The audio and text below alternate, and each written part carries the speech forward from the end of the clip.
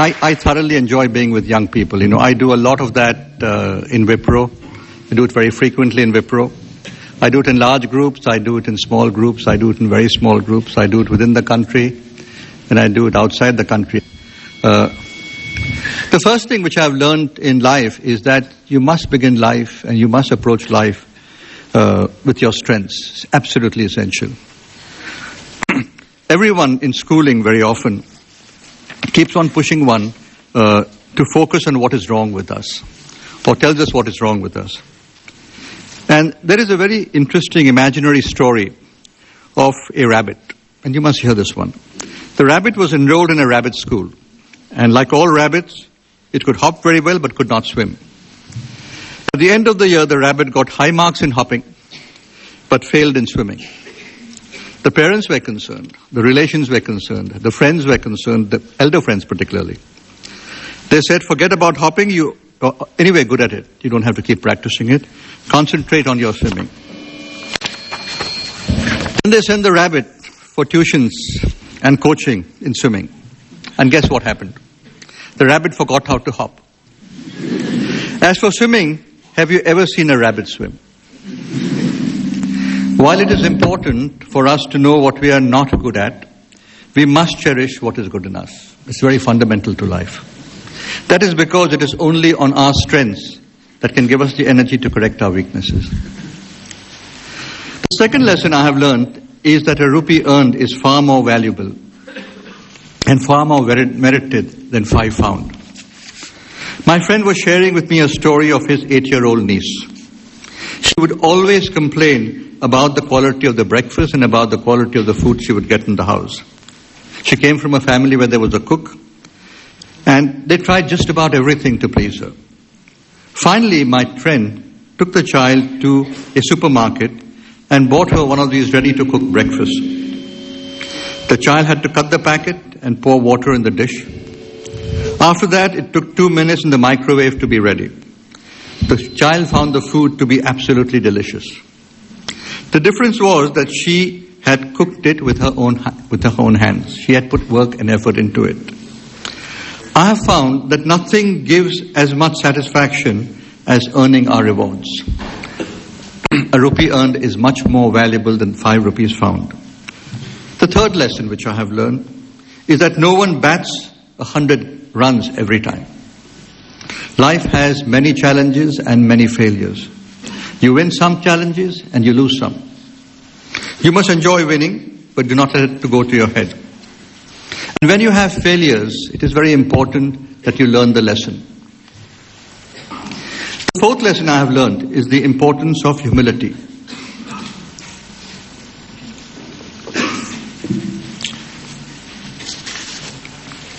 Sometimes, when you get so much in your life, you start wondering whether you deserve it at all, or whether you deserve all of it. This brings me to the value of gratitude. We have so much to be grateful for. Our parents, our teachers, our seniors, our friends have so much that they have done for us for which we can never repay them. Many people focus on the shortcomings because obviously no one can be perfect.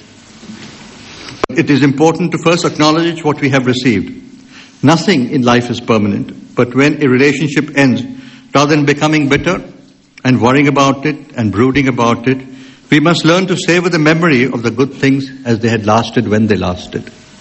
In my youth, I thought of myself as a rebel and was many times a rebel without a cause. Today I realize that my rebellion was another kind of conformity. We defied our leaders to respond instead of reacting. When we respond, we evaluate with a calm mind and do whatever is appropriate. We are in control of our actions. When we react, we are doing what the other person wants us to do. I wish you all the best in your career. I hope you achieve the success which you are setting for yourself, but have the right goals, have the right character behind them, and keep persevering and persevering. I would be very happy to take questions.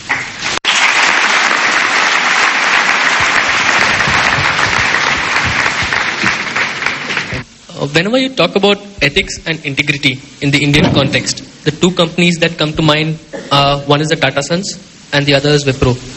What is so special about these two companies that it has been imbibed in these organizations? How is it done? It's very simple. It's done by practice. There's no other way you imbibe things in an organization. It is practice. Integrity is practice. Leadership is practice. Innovation is practice. It's all practice. You've got to figure out what you want your company to be and what you consider as non-compromisable, not negotiable.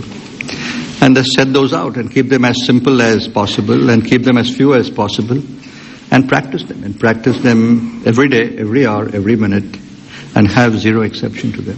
Can you give us an instance of something where you've not been budged or you refused to negotiate? Oh, there are many instances. When we were very small and we were headquartered in Bombay, we have a policy which is quite simple. The policy is that when an employee breaches integrity, we fire the employee. We don't give him a second chance. We had a situation where an employee traveled second class from Madras to, at that time it was Madras, now it's Chennai, to Bombay, now it's Mumbai. And we learned through an investigation that he had claimed a first class fare. We fired him. He was the union leader of our corporate office. The employees went on strike for 6 months, but we ran the company. We didn't take him back. That's one example. So there was competition and then came co-opetition. So maybe them citations to Union Bank case. So where Wipro provided the hardware services and Infosys came in with the software services. Right. So now I'll put this question in lines of Leo Tolstoy. There was war and then came in peace.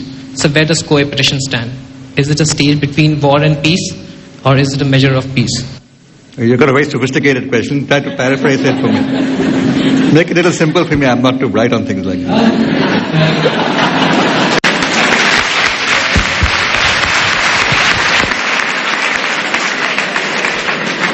So simply putting it down, Infosys and Wipro are competitors, right?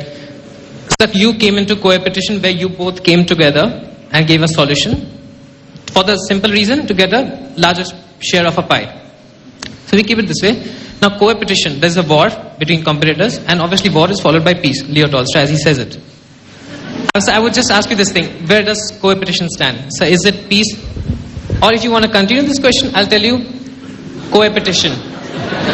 Simply speaking.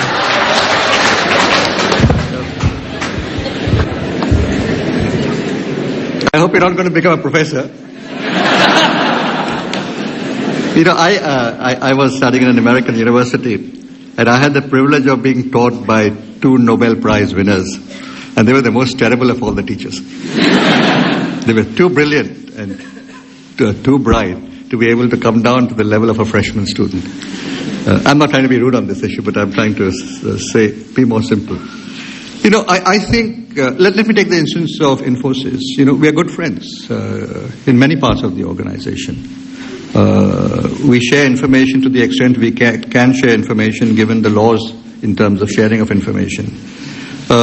We work with them very closely in the India market in terms of being their co-partner in offering solutions to banks on the core platforms of financial solutions, because they have a package which is a very good package and they've invested in building the package, and we decided as a priority not to invest in building that particular package.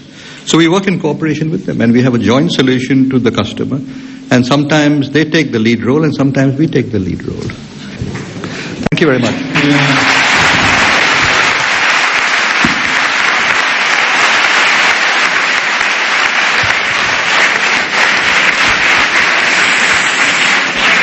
I, on behalf of all present here, would like to thank you, Mr. Premji, and I'd like to request our President, Mr. R. Gopalakrishnan, to please come up on stage and do us the honors of giving him a memento.